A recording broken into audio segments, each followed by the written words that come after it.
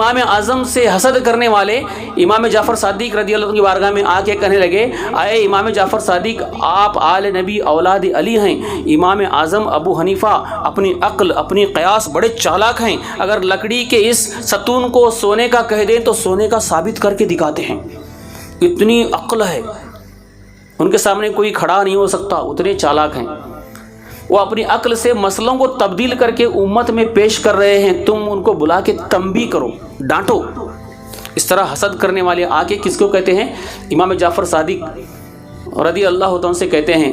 تو امام جعفر صادق رضی اللہ عنہ امام اعظم ابو حنیفہ رضی اللہ عنہ کو بلاتے ہیں، بلانے کے بعد پوچھتے ہیں، اے نعمان، ان کا نام کیا تھا؟ نعمان ابن ثابت۔ تو بلا کے کہتے ہیں، میں نے سنا ہے کہ تم مسئلوں کو تبدیل کر کے امت میں پیش کر رہے ہیں۔ تو فوراً اٹھے، اڑ کے آ کے ہاتھوں کو چوما امام جعفر صادق کیا اور کہا کہ اے میرے سردار حضور اعلیٰ، میں ایسا ہرگز نہیں کرتا، میں 3 باتیں پوچھتا ہوں، ہے اجازت؟ تو کہا بولو اجازت ہے۔ تو کہا اے امام جعفر صادق رضی اللہ تعالیٰ عنہ، یہ بتائیے کہ پیشاب ناپاک ہے یا منی ناپاک ہے؟ تو امام جعفر صادق رضی اللہ عنہ نے فرمایا کہ دونوں کو دیکھا جائے تو پیشاب ناپاک ہے، پیشاب میں بدبو زیادہ ہے۔ تو امام اعظم نے کہا کہ دیکھو پیشاب ناپاک ہے، مگر تمہارے نانا حضور اکرم صلی اللہ علیہ وسلم نے فرمایا کہ پیشاب نکلنے پر وضو ٹوٹتا ہے، وضو کر لو، منی نکلنے پر غسل ٹوٹتا ہے، غسل کر لو، برابر۔ مگر میری عقل کہتی ہے کہ پیشاب ناپاک ہے، نکلنے پر غسل کر لے، منی نکلنے پر وضو کر لے، مگر میں عقل کی بات نہیں مانتا، جو نبی نے بتایا وہی پیش کر رہا ہے۔ اتنا کہتے ہی جلال میں آ گئے امام جعفر صادق، اٹھ کے پیشانی چوم لے، ایک ہی جواب میں۔ جلنے والے آ کے کچھ لگاتے ہیں، امام اعظم تو امام اعظم تھے، ہم شان سے کہتے ہیں ہم حنفی ہیں۔ امام جعفر صادق کی زبان سے بے ساختہ اسی طرح سبحان اللہ نکلا اور پیشانی کو چوما، کہا حضرت اور ایک بات، کہا ہاں بتاؤ، پھر اپنی جگہ پہ بیٹھ گئے، کہا بولو۔ تو کہا حضور عورت کمزور ہے یا مرد؟ عورت کمزور ہے یا مرد؟ تو امام جعفر صادق نے کہا مرد کے مقابلے میں عورت کمزور ہے۔ تو امام اعظم نے کہا آپ کے نانا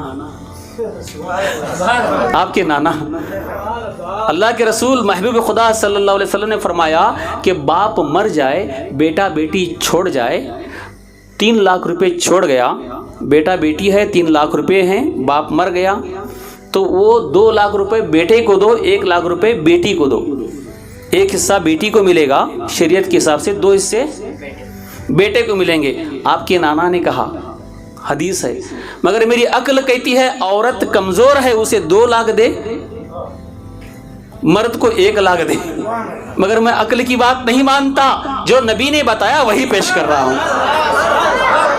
اتنا کہا، پھر بے ساختہ امام جعفر صادق نے سبحان اللہ کہا اور پیشانی کو چوما، سینے سے لگایا۔ حضرت اور ایک بات، ایسے تھے علم کے شہنشاہ۔ امام اعظم نے کہا اور ایک بات، اچھا بتاؤ۔ امام اعظم نے کہا حضور بات یہ ہے کہ افضل عبادت کون سی ہے، نماز ہے یا روزہ ہے؟ افضل عبادت کون سی ہے، نماز ہے یا روزہ ہے؟ امام جعفر صادق نے کہا الصلاۃ افضل العبادہ، حضور نے فرمایا کہ نماز سب سے افضل عبادت ہے۔ تو امام اعظم ابو حنیفہ نے کہا آپ کے نانا نبی اکرم صلی اللہ علیہ وسلم نے فرمایا عورت جب ناپاک رہتی ہے، ماہواری میں رہتی ہے، اس وقت اس کے اوپر نماز معاف ہے، روزہ معاف نہیں، روزہ چھوڑ دے مگر بعد میں رکھ کے اسے برابر کر دے، روزہ معاف نہیں، نماز معاف ہے۔ یہ اللہ کے نبی کی حدیث ہے، مگر میری عقل کہتی ہے نماز افضل عبادت ہے، عورت نماز بعد میں قضا پڑے، روزہ معاف، مگر میں ایسا نہیں کیا، جو نبی نے بتایا وہی پیش کر دیا۔ یہ تین باتیں سننے کے بعد پیشانی کوچم کے سینے سے لگا کے امام جعفر صادق رضی اللہ عنہ نے دعا کی، مولا یہ تو علم کا ستارہ ہے اور برکت عطا فرما۔ یہ تھے ہمارے امام اعظم ابو حنیفہ رضی اللہ